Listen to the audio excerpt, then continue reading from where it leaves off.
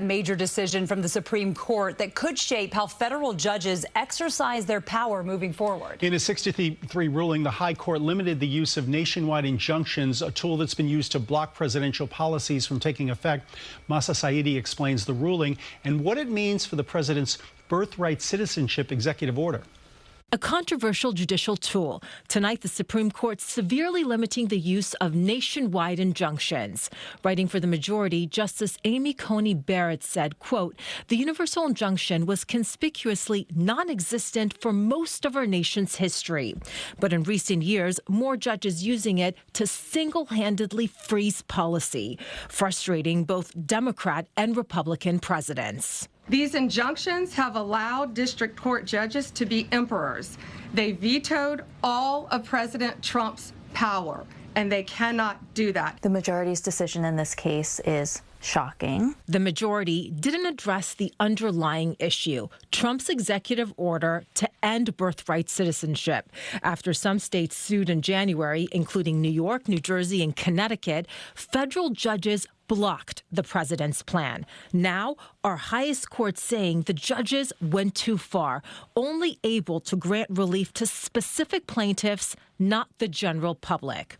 Alora McCorgie is the director of the Asylum Seekers Advocacy Project. The executive order at issue here is blatantly unconstitutional. While the justices limited injunctions, they suggested a class action lawsuit could pause policy.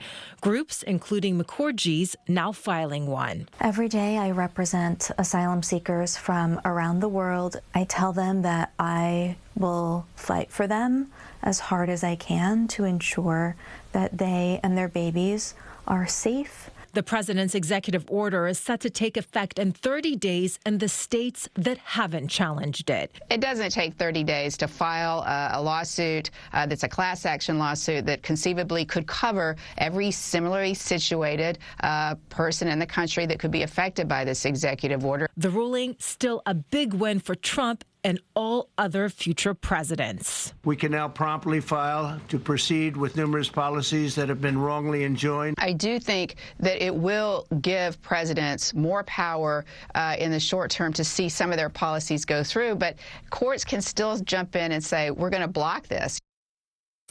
And the dissent argued the majority's decision is a travesty for the rule of law. They said that this is a case where a national injunction actually made sense.